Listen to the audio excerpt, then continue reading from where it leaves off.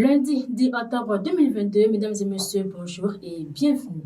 10 universités et centres universitaires sont désormais couverts par le réseau béninois d'éducation et de recherche RBER. Après les premiers sites, la ministre du Numérique et de la Digitalisation, Aurélie Adamsoulé-Soumarou, a procédé la semaine écoulée à l'université de Parakou à la mise en service de ce réseau sur plusieurs autres sites du territoire national. Grâce à ce dispositif, étudiants, chercheurs, enseignants et personnel administratif des universités et centres universitaires bénéficiaires peuvent désormais communiquer, échanger et mutualiser les ressources pédagogiques.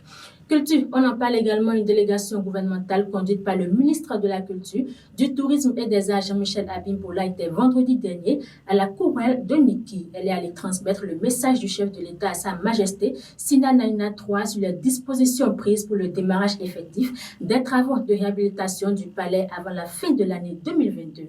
Occasion pour le ministre Abimboula d'annoncer que les démarches sont entreprises par son ministère pour l'inscription de la Gani au patrimoine immatériel de l'UNESCO.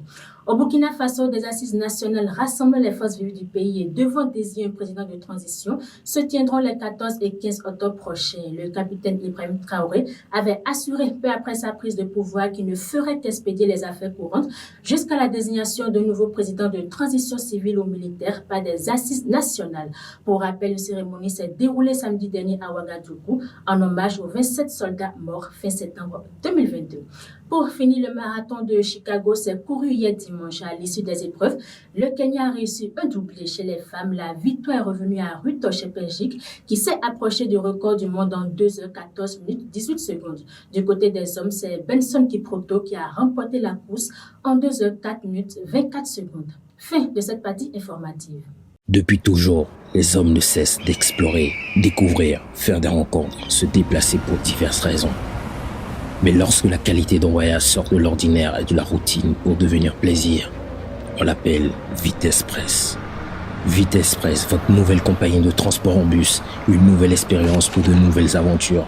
Avant de votre départ, profitez d'une magnifique salle d'embarquement climatisée avec connexion Internet et télévision par satellite.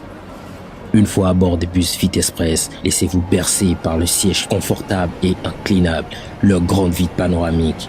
Aussi, bénéficiez du Wi-Fi gratuit à bord, de prises électriques 220 volts pour recharger vos appareils électroniques. Et comme ne faisons pas les choses à moitié, une hôtesse est à votre disposition de jour comme de nuit pour votre bien-être. Innovation, confort, sécurité, Vitesse Press, une nouvelle expérience voyage en bus de Cotonou vers l'intérieur du Bénin. Complément d'information 68 81 81 81 www.vit.express. Voilà tout pour ce 10h15. Merci pour l'attention. Bonne semaine de travail à chacun et à tous.